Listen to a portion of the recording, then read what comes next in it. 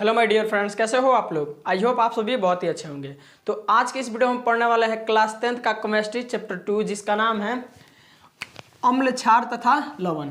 इसके पहले वाले चैप्टर यानी कि चैप्टर 1 को बहुत ही अच्छे ढंग से हमने करा दिया है। इसके साथ साथ केमिस्ट्री का बायोलॉजी का चैप्टर 1 और फिजिक्स का चैप्टर 2 तक खत्म हमने कर दिया है। आज हम पढ़ने वाले हैं क्लास 10th का केमिस्ट्री चैप्टर 2, जिसका नाम है अम्ल, भस्म तथा लवण। इस चैप्टर को बहुत ही डिटेल से हम स्टडी करने वाले हैं, ठीक है।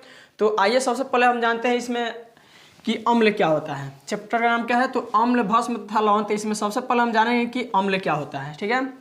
तो हमारा हेडिंग क्या रहेगा? अम्ल।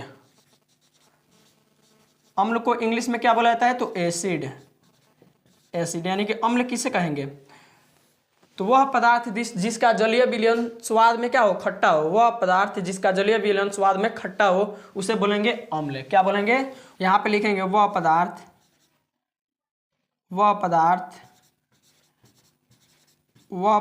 जिसका जलीय विलयन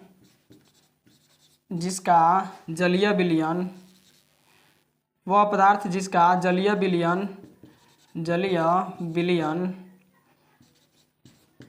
विलयन स्वाद में खट्टा हो। स्वाद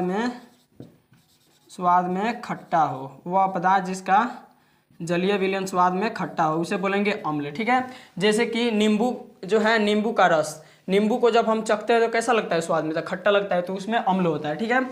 तो अम्ल किसे बोलेंगे? तो वह पदार्थ जिसका जलीय विलयन स्वाद में खट्टा होता है उसे अम्ल बोलेंगे। भस्म किसे कहेंगे? तो आइए इसके बारे में जानते हैं। भस्म को इंग्लिश में बोला जाता है बेस। भस्म किसे कहेंगे? तो वह पदार्थ जिसका जलीय विलयन स्वाद में कड़वा हो। स्वाद में कैसा हो? तो कड़वा हो। वह पदार्थ जिसका जलीय विलयन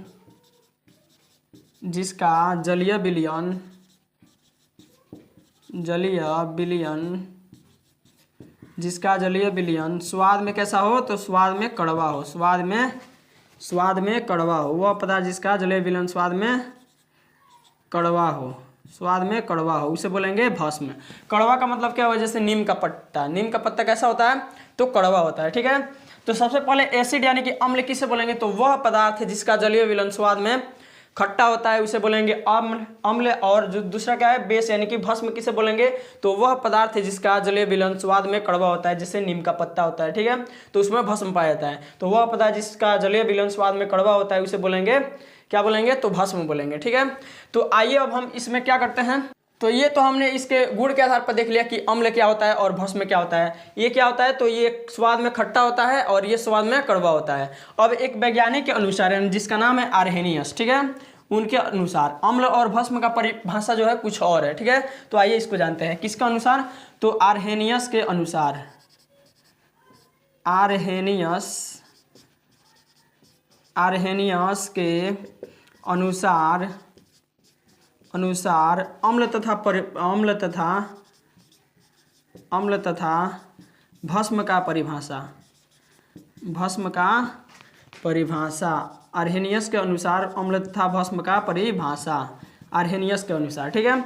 तो आर्हेनियस के अनुसार अगर अम्ल यानी कि एसिड को देखा जाए तो अम्ल किसे कहते हैं? अम्ल यानी कि एसिड किसे बोलेंगे? तो इसके अनुसार क्या होता है? तो वह पदार्थ जो जल में घुलकर H+ आयन देता है उसे अम्ल बोलेंगे। आर्हेनियस का अनुसार अम्ल का परिभाषा क्या होता है? तो वह पदार्थ, क्या लिखेंगे? वह पदार्थ जो जल में घुलकर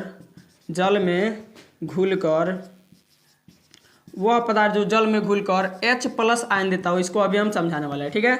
H+ आयन देता हो यानी हाइड्रोजन आयन देता हो। वह पदार्थ जो जल में घुलकर H+ आयन देता हो उसे बोलेंगे अम्ल, ठीक है। जैसे कि एग्जांपल देखिए, एक पदार्थ ले लेते हैं, जिससे हम ले लेते हैं किसको? HCl यानी हाइड्रोक्लोरिक को, ठीक है। इसको अगर हम जल में घोलेंगे, जल मतलब H2O, ठीक है, H2O में घोलेंगे तो हाइड्रोजन क्या होगा? तो अलग हो जाएगा, H+ आयन देगा और प्लस में Cl- आयन देगा। तो ये H+ आयन दिया, ठीक है। इसका मतलब HCl क्या है? तो एक अम्ल है। हाइड्रोक्लोरिक क्या है? तो एक अम्ल है, ठीक है। जैसे एक और पदार्थ ले लेते हैं, H2SO 4 H2SO4, इसको अगर जल में घोलेंगे H2O में तो क्या होगा, तो हाइड्रोजन यहाँ पे देगा H2 और प्लस में देगा और प्लस में क्या हो जाएगा, तो सल्फेट SO4, यानी हाइड्रोजन सल्फेट, ये भी घुल कर जल में क्या दिया, तो H+ आयन दिया। इसका मतलब हाइड्रोजन सल्फेट भी क्या है, तो हमारा एक अम्ल है। ठीक है, तो आई होप ये सभी बातें आपको समझ में आ रही होंगी। ठीक है, तो एक और इसका एग्जाम्पल ले सकते हैं, जैसे कि हम क्या करेंगे यहाँ पे HNO3 को अगर क्या करते हैं जल में घोलते हैं H2O में तो क्या होगा, यहाँ पे हाइड्रोजन क्या होगा, तो ऐसे H+ आयन देगा और प्लस में NO3 क्या हो जाएगा, तो ये माइनस में हो जाएगा। ठीक है, तो यहाँ पर ये भी क्या दिया, H+ आयन दिया, यानी कि HNO3 ये क्या है, तो ये भी एक अम्ल है। तो इसका मतलब अगर आपसे इस प्रकार से समीकरण के रूप में दिया रहेगा और अम्ल और अम्ल को पहचानने के लिए बोला जाएगा, तो आप देखना फर्स्ट में कि अगर H जुड़ा रहेगा H तो वह अम्ल होता है। ठीक है, किसी भी जो यौगिक, ये जो यौगिक है इसमें अगर स्टार्टिंग में H जुड़ा हो तो क्या होगा, अम्ल होगा। इन सभी में अम्ल वाले में क्या होता है, H स्टार्टिंग में जुड़ा होता है, ये आपको ध्यान रखना है। ठीक है, H जुड़ा है तो इसका मतलब क्या है, अम्ल है। ठीक है, अम्ल का ये क्या है, तो यौगिक है। अब आइए देखते हैं भस्म के बारे में। आर्हेनियस के अनुसार हमने तो अम्ल देख लिया कि वह पदार्थ जो जल में घुलकर H+ आयन देता है उसे बोलेंगे अम्ल। ठीक है, तो यहाँ पे एग्जाम्पल भी हमने देखा। अब जानेंगे कि भस्म क्या होता है, यानी कि क्षार। ठीक है, यहाँ पे आप जानेंगे भस्म। भस्म मतलब यहाँ पे बेस, BASE, बेस। आर्हेनियस के अनुसार भस्म का परिभाषा कैसे देंगे, तो अम्ल क्या था, तो वह पदार्थ जो जल में घुलकर H+ आयन देता है उसे अम्ल कहते हैं। लेकिन भस्म किसे बोलेंगे, तो वह पदार्थ जो जल में घुलकर OH- आयन देता है उसे भस्म बोलेंगे। वह पदार्थ जो जल में घुलकर OH- आयन देता है, OH और माइनस में आयन देता है, आयन देता है, उसे भस्म बोलेंगे, उसे भस्म कहते हैं। वह पदार्थ जो जल में घुलकर OH- आयन देता है उसे भस्म बोलेंगे। जैसे कि एक पदार्थ ले लेते हैं यहाँ पे पोटेशियम हाइड्रोक्साइड, यानी कि KOH। इसको अगर हम जल में घोलेंगे, जल में अगर घोलते हैं H2O में तो क्या होगा, पोटेशियम अलग हो जाएगा और प्लस में क्या हो जाएगा, ये प्लस होता है और OH क्या होगा, तो माइनस देगा आयन। ठीक है, तो यहाँ पोटेशियम हाइड्रोक्साइड को जब हम जल में घोले तो क्या होगा, पोटेशियम अलग हुआ और OH- में आयन दिया यहाँ पे। ठीक है, तो इसका मतलब पोटेशियम हाइड्रोक्साइड क्या है, तो एक भस्म है। ठीक है, जैसे सोडियम हाइड्रोक्साइड लेते हैं, सोडियम हाइड्रोक्साइड, इसमें क्या करते हैं, जल में इसको घोलते हैं H2O में, तो यहाँ पे क्या होगा, सोडियम अलग हो जाएगा Na और प्लस में आयन देगा और प्लस का OH- आयन देगा, OH- आयन देगा। तो यहाँ पे भी OH- आयन दिया जब जल में घोले सोडियम हाइड्रोक्साइड को, इसका मतलब सोडियम हाइड्रोक्साइड भी क्या है, तो एक भस्म है। ठीक है, तो क्या था भस्म का परिभाषा, वह पदार्थ जो जल में घुलकर OH- आयन देता है उसे बोलेंगे भस्म। जैसे कि पोटेशियम हाइड्रोक्साइड, सोडियम हाइड्रोक्साइड, ठीक है, कैल्शियम हाइड्रोक्साइड हो जाएगा। तो इस प्रकार से क्या है, तो भस्म में क्या होता है, तो अंत में क्या होता है, OH जुड़ा होता है। अगर आपसे पूछा जाए कि निम्न में से अम्ल कौन है, इस प्रकार से समीकरण दिया हो, ठीक है, तो जब भी अम्ल होता है, अम्ल के स्टार्टिंग में H जुड़ा हुआ होता है और भस्म अगर हो तो उसमें क्या होगा, लास्ट में, यानी कि समीकरण के लास्ट में OH जुड़ा हुआ होता है। ठीक है, जैसे कि आप यहाँ पे देख रहे होंगे, ये भस्म है दोनों, तो इसमें क्या होगा, लास्ट में OH जुड़ा है और इसमें भी OH है। लेकिन अम्ल में क्या होता है, तो स्टार्टिंग में H जुड़ा हुआ होता है, ये इसकी पहचान होती है। ठीक है, अम्ल और भस्म को पहचानने का ट्रिक होता है कि स्टार्टिंग में क्या होगा, अम्ल में H जुड़ा रहेगा और भस्म में OH। तो आइए हम इसको रिकॉल करते हैं कि अभी हमने क्या क्या पढ़ा। तो सबसे पहले हम जाने कि अम्ल क्या होता है, यानी कि एसिड। एसिड किसे बोलेंगे, तो वह पदार्थ जिसका जलीय विलयन स्वाद में खट्टा होता है उसे अम्ल बोलेंगे। वह पदार्थ जिसका जलीय विलयन स्वाद में खट्टा होता है उसे अम्ल बोलेंगे। भस्म यानी कि बेस किसे बोलेंगे, तो वह पदार्थ जिसका जलीय विलयन स्वाद में कड़वा हो, जैसे नीम का पत्ता होता है कड़वा, ठीक है, तो उसे क्या बोलेंगे, भस्म बोलेंगे। अब आर्हेनियस के अनुसार हमने अम्ल और भस्म का परिभाषा देखा, ये क्या था, तो उसके गुण के आधार पर हमने बांटा था। आर्हेनियस के अनुसार अम्ल का परिभाषा कैसे होता है, तो वह पदार्थ जो जल में घुलकर H+ आयन देता है उसे अम्ल बोलेंगे। जैसे कि हमने हाइड्रोजन को जल में घोला तो क्या दिया, H+ आयन दिया। H2SO4 को जल में घोला तो क्या दिया, H+ आयन दिया। HNO3 को जल में घोला था क्या हुआ, H+ आयन दिया, तो ये सभी क्या है, अम्ल है। और भस्म का परिभाषा हमने कैसे देखा था, तो वह पदार्थ जो जल में घुलकर OH- आयन देता है उसे भस्म बोलेंगे। जैसे पोटेशियम हाइड्रोक्साइड को जल में घोला तो क्या दिया, पोटेशियम अलग हुआ और OH- आयन दिया, ठीक है। यहाँ पे सोडियम हाइड्रोक्साइड को जब हम जल में घोला तो OH- आयन दे रहा है, ठीक है। तो इस प्रकार से हमने अम्ल और भस्म का परिभाषा आर्हेनियस के द्वारा भी देख लिया। तो आप इसका स्क्रीनशॉट लिए, इसको रफ करने वाले हम।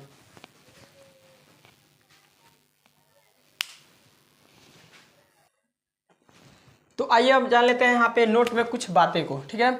इसको आपको याद रखना है कि हाइड्रोजन जो है जल के साथ अवक्रिया करके, हाइड्रोजन जल के साथ अवक्रिया करके क्या बनाता है, तो हाइड्रोनियम आयन बनाता है। क्या बनता है, यानी H3O बनाता है, हाइड्रोनियम आयन इसे बोला जाता है, हाइड्रोनियम आयन, ठीक है। तो ये आपको याद रखना है कि हाइड्रोजन और H2 यानी कि जल अवक्रिया करके हाइड्रोनियम आयन बनाता है। आइए देखते हैं अगले टॉपिक को। अगला हमारा टॉपिक क्या है, तो क्षार किसे कहते हैं, क्षार। तो क्षार किसे बोलेंगे, तो जल में घुले भस्म को, जल में घुले भस्म को कैसे लिखेंगे, तो जल में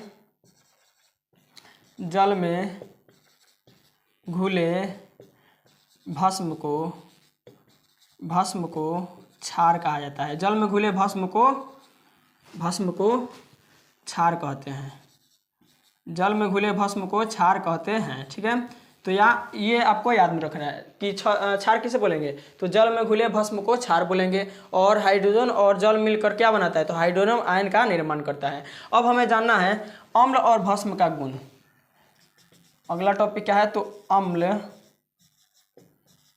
अम्ल तथा भस्म का गुण, अम्ल तथा भस्म का गुण, अम्ल और भस्म के गुण के बारे में जानना है।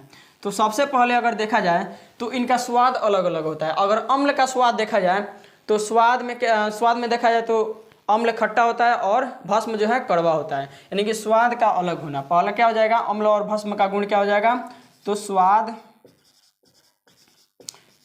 का अलग होना, स्वाद का अलग होना। अम्ल का स्वाद खट्टा होता है और भस्म का स्वाद कैसा होता है, तो कड़वा होता है, पहला हो गया। दूसरा क्या हो सकता है इसमें, तो विषैला तथा संक्षारक होना, विषैला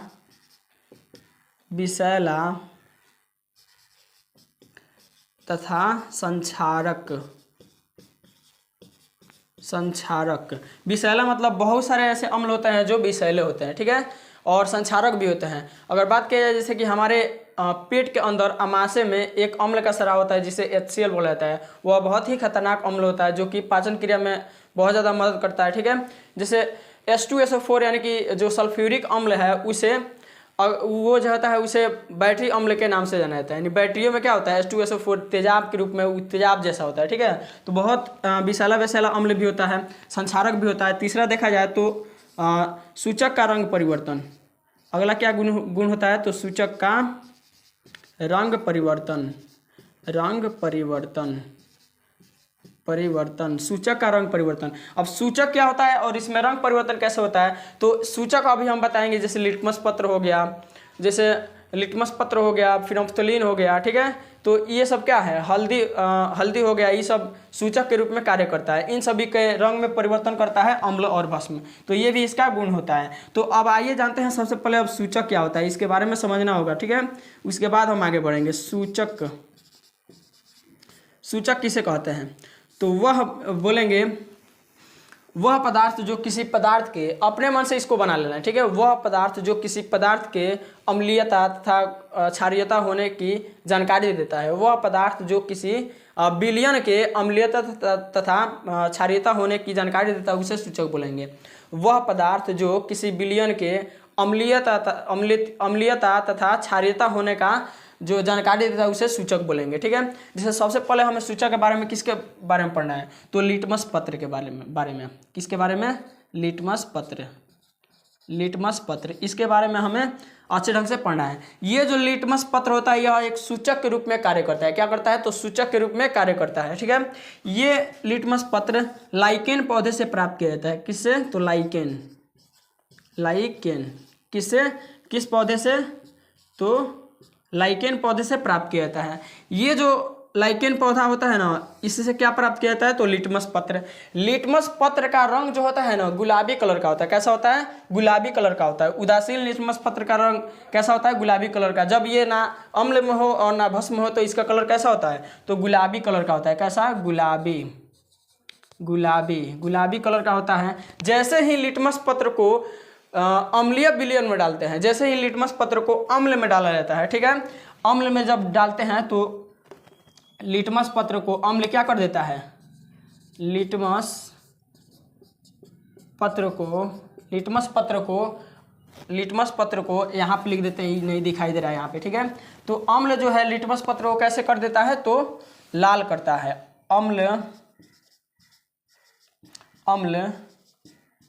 लिटमस पत्र को कैसा कर देता है, तो लाल। ये आपको याद रखना है कि अम्ल जो है लिटमस पत्र को कैसा कर देता है, तो लाल। और भस्म लिटमस पत्र को कैसा बना देता है, भस्म लिटमस पत्र को कैसा, तो नीला कर देता है। कैसा, नीला। अम्ल रहेगा तो लिटमस पत्र को कैसा कर देगा, तो लाल, और भस्म रहेगा तो नीला कर देगा। जिससे जो लिटमस पत्र होता है उसका जो उदासीन होता है, यानी कि जब प्राप्त किया जाता है पौधे से, तो वो गुलाबी कलर का होता है। जैसे ही उसे अम्लीय विलयन में डालते हैं तो वो कैसा हो जाता है, लाल हो जाता है।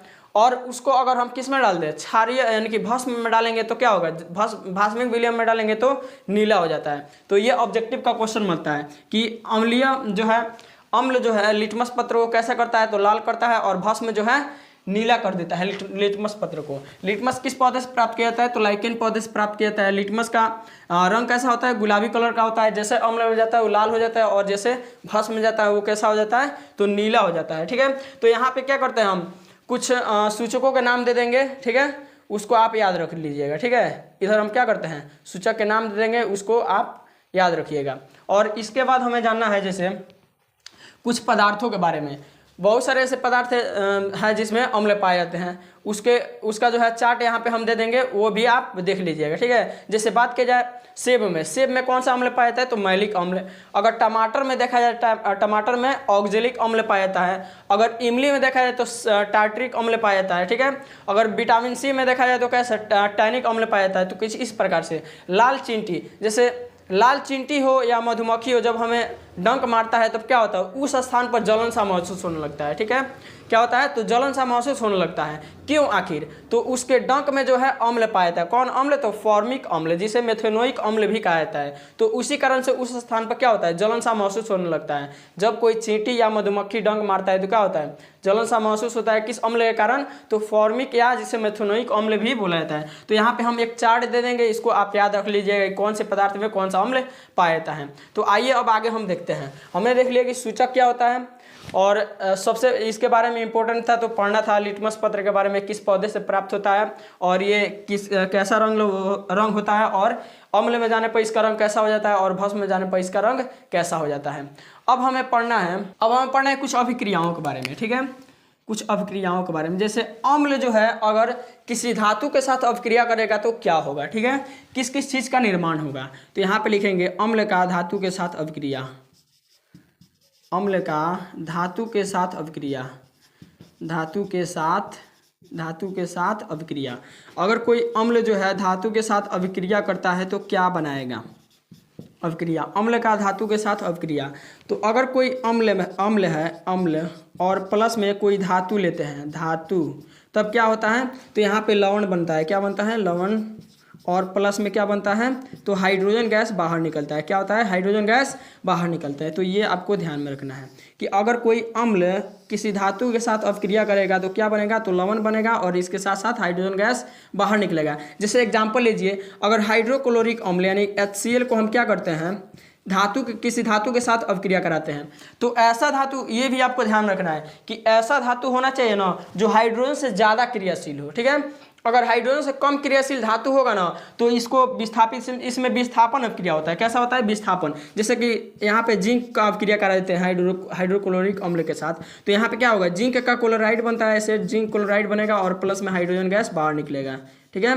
तो यहाँ पे एक कंडीशन होता है कि हाइड्रोजन से ज़्यादा क्रियाशील धातु ही इसके साथ अभिक्रिया कर सकता है, और इसमें एकल विस्थापन अभिक्रिया जैसा होता है। हाइड्रोजन को जो जिंक होता है यानी ज़्यादा क्रियाशील धातु होता है विस्थापित करके हटा देता है, उधर भेज देता है, इसलिए हाइड्रोजन गैस बाहर निकलता है। तो आपको ध्यान रखना है कि हाइड्रोजन से ज़्यादा क्रियाशील ही धातु होना चाहिए इसमें, ठीक है। देखिए तो हमने देख लिया कि हाइड्रोक्लोरिक अम्ल का अभिक्रिया अगर जिंक के साथ कराते हैं तो यहाँ पे लवण बना और हाइड्रोजन का गैस बाहर निकला। जैसे एक और ले लेंगे एग्जाम्पल, यहाँ पे H2SO4 H2SO4 अम्ल है, इसका अभिक्रिया किसके साथ कराए जाते हैं, तो यहाँ पे हम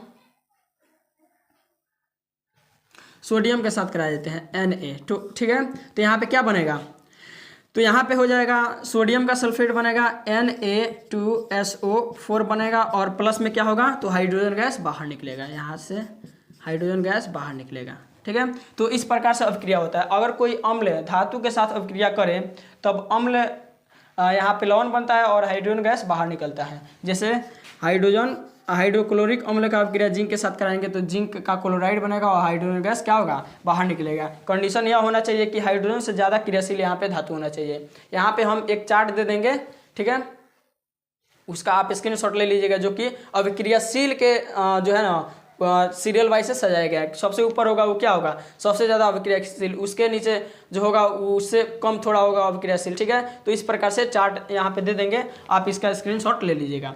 तो हमने देख लिया कि अम्ल का धातु के साथ अभिक्रिया कैसे होता है और क्या क्या बनता है, कुछ इस प्रकार से। अब आप इसका स्क्रीनशॉट लीजिए, आगे के लिए हम इसको रफ करने वाले हैं।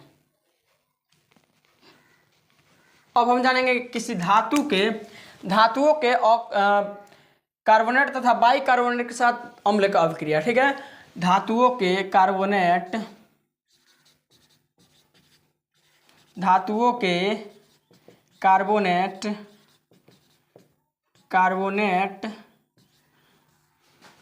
या बाई कार्बोनेट के साथ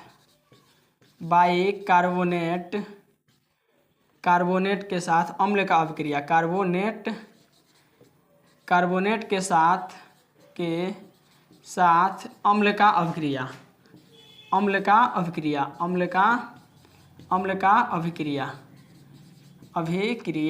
अम्ल का अभिक्रिया धातुओं के कार्बोनेट तथा बाई कार्बोनेट के साथ अम्ल का अभिक्रिया। अगर कोई धातु का कार्बोनेट हो या बाई कार्बोनेट हो, वह अम्ल के साथ अभिक्रिया करेगा तो क्या क्या निर्माण होगा। तो यहाँ पे धातु का कार्बोनेट प्लस बाई कार्बोनेट हो या बाई कार्बोनेट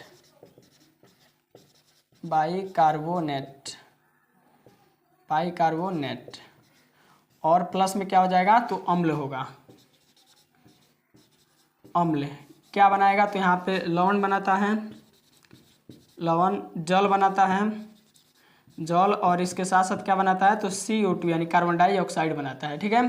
तो यहाँ पे जैसे एग्जाम्पल में हम ले लेंगे, ये आपको याद रखना है कि अगर किसी धातु का कार्बोनेट हो या बाई कार्बोनेट हो, अम्ल के साथ अभिक्रिया करेगा क्या बनेगा, लवण, जल और कार्बन डाइऑक्साइड बनाता है। जैसे यहाँ पे एग्जाम्पल लेते हैं, अगर पोटेशियम कार्बोनेट को अगर H2SO4 यानी कि क्या है, सल्फ्यूरिक अम्ल है। पोटेशियम कार्बोनेट क्या है, तो पोटेशियम यानी धातु का कार्बोनेट है, ठीक है, और ये क्या है, तो अम्ल है। इसका अभिक्रिया जब कराएंगे तो क्या बनेगा, तो यहाँ पे क्या बनता है, तो पोटेशियम का सल्फेट बनेगा, प्लस में क्या बनेगा, जल बनेगा, यहाँ पे H2O और प्लस में CO2 बनेगा, ठीक है। तो आई होप ये आपको समझ में आया होगा। जैसे एक और एग्जांपल ले लेते हैं, कैल्शियम कार्बोनेट CaCO3 यानी कि कैल्शियम का कार्बोनेट है, यानी धातु का कार्बोनेट प्लस H2SO4। तो यहाँ पे क्या बनेगा, तो कैल्शियम का सल्फेट बनेगा CaSO4 और प्लस में H2O बनेगा और प्लस में CO2 यानी कि कार्बन डाइऑक्साइड बनेगा। तो जब किसी धातु के कार्बोनेट या बाई कार्बोनेट के साथ अभिक्रिया होता है तो क्या बनता है, तो उसका लवण बनता है, जल बनता है और कार्बन डाइऑक्साइड बनता है। अब हम देखेंगे अम्ल तथा भस्म की अभिक्रिया। अम्ल तथा भस्म का अभिक्रिया, अम्ल और भस्म का अभिक्रिया होगा तो क्या बनेगा, अम्ल तथा भस्म का अभिक्रिया। अगर कोई अम्ल अभिक्रिया कर ले भस्म से कर ले तो क्या बनता है, लवण बनता है, लवण और साथ ही साथ क्या बनता है, तो जल बनता है, लवण और जल बनता है। अगर कोई अम्ल भस्म के साथ अभिक्रिया करे तो क्या बनता है, लवण और जल बनता है। और इसी अभिक्रिया को उदासीनीकरण बोला जाता है, उदासीनीकरण, उदासीनीकरण अभिक्रिया बोला जाता है। ठीक है, अगर कोई अम्ल भस्म के साथ अभिक्रिया करता है और लवण और जल बनाता है तो क्या होता है, वह अभिक्रिया उदासीनीकरण कहलाता है। जैसे अम्ल कोई ले लेते हैं HCl, इसका अभिक्रिया करा देते हैं सोडियम हाइड्रोक्साइड के साथ, यानी कि NaOH के साथ। तो क्या बनेगा यहाँ पे, तो यहाँ पे बनता है सोडियम का क्लोराइड, सोडियम NaCl और प्लस में H2O यानी कि जल बनता है। ठीक है, तो अम्ल तथा भस्म की अभिक्रिया के पश्चात लवण तथा जल बनते हैं, इस अभिक्रिया को ही उदासीनीकरण अभिक्रिया बोला जाता है। जैसे कि हमने यहाँ पे एग्जाम्पल लिया है, HCl प्लस NaOH अभिक्रिया करेगा क्या बनाएगा, सोडियम का क्लोराइड बनाएगा, इसके साथ साथ जल बनाएगा। ठीक है, तो आई होप ये आपको समझ में आओगा। अब हमें जानना है धातुओं के ऑक्साइड का अम्ल के साथ अभिक्रिया, धातुओं के ऑक्साइड का धातुओं के ऑक्साइड का अम्ल के साथ अभिक्रिया, धातुओं के ऑक्साइड का अम्ल के साथ अभिक्रिया, धातुओं के ऑक्साइड का अम्ल के साथ अभिक्रिया। यहाँ पे धातुओं का ऑक्साइड जो होता है ना, भास्मिक नेचर का होता है। कैसा, तो धातुओं का ऑक्साइड जो होता है भास्मिक नेचर का होता है। धातुओं का ऑक्साइड भास्मिक नेचर का होता है। ये ऑब्जेक्टिव क्वेश्चन में बनता है, भास्मिक होता है। धातुओं का ऑक्साइड कैसा होता है, तो भास्मिक होता है।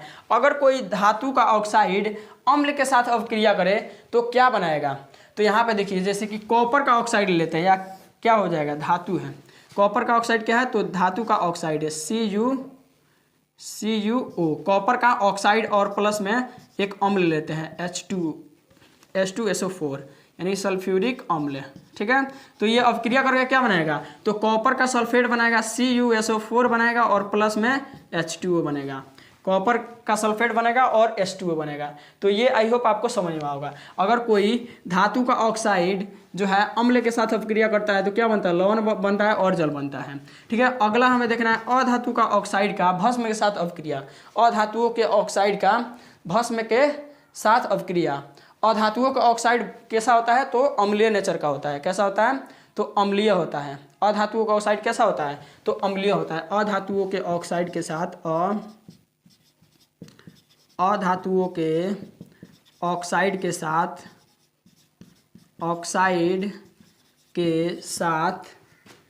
भस्म का अभिक्रिया,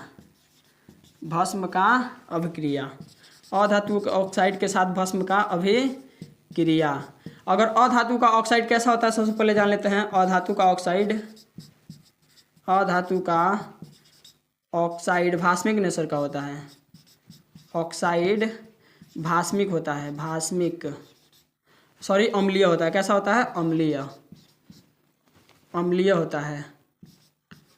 अधातुओं का ऑक्साइड जो होता है अम्लीय होता है, और धातुओं का जो ऑक्साइड होता है वो क्या होता है, तो भास्मिक होता है। ये आपको याद में रखना है कि धातुओं का ऑक्साइड भास्मिक नेचर का होता है और अधातुओं का ऑक्साइड अम्लीय नेचर का होता है। यानी कि ये धातु का ऑक्साइड है, इसका मतलब क्या हुआ, ये होगा भास्मिक नेचर का। और जैसे एग्जाम्पल इसमें हम ले लेते हैं, अगर ये ऑक्साइड का अभिक्रिया यानी CO2 का कार्बन क्या है, तो ऑक्साइड क्या धातु है, और इसका ऑक्सीजन के साथ अभिक्रिया कराएगा तो ऑक्साइड बन जाएगा। ठीक है, कार्बन डाइऑक्साइड का अभिक्रिया अगर कैल्शियम हाइड्रोक्साइड के साथ कराते हैं यानी CaOH के साथ कराते हैं तो यहाँ पे क्या बनता है, तो यहाँ पे बनेगा कैल्शियम कार्बोनेट और प्लस में क्या बनता है, तो जल बनता है। ठीक है, तो ये जो होता है ना अधातुओं का ऑक्साइड, ये होता है अम्लीय नेचर का। अधातुओं का ऑक्साइड अम्लीय नेचर का और धातुओं का ऑक्साइड भास्मिक नेचर का होता है। तो आप इसका पढ़ना छोटा सा अभिक्रिया है कि अगर अम्ल और भस्म जल के साथ अभिक्रिया करेंगे तो क्या होगा,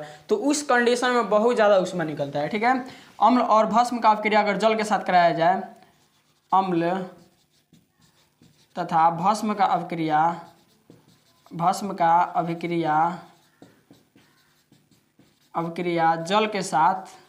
जल के साथ कराया जाए तो दोनों स्थितियों में क्या होता है, बहुत ज़्यादा ऊष्मा निकलता है, बहुत ज़्यादा ऊष्मा निकलता है, ऊष्मा निकलता है, बहुत ज़्यादा ऊष्मा निकलता है। ठीक है, अगर अम्ल और भस्म का अपक्रिया जल के साथ कराए तो बहुत ज़्यादा ऊष्मा निकलेगा। तो हमने क्या क्या पढ़ा कि अगर धातुओं के कार्बोनेट तथा बाइकार्बोनेट के साथ अम्ल का अपक्रिया होगा तो क्या बनता है, लौन जल और कार्बन डाइऑक्साइड बनता है, जो कि हमने यहाँ पे एग्जाम्पल देखा। उसके बाद हमने देखा कि अम्ल तथा भस्म का अपक्रिया होगा तो अब क्या बनेगा, तो लौन और जल बनता है। इसी अपक्रिया को उदासीनीकरण बोला जाता है।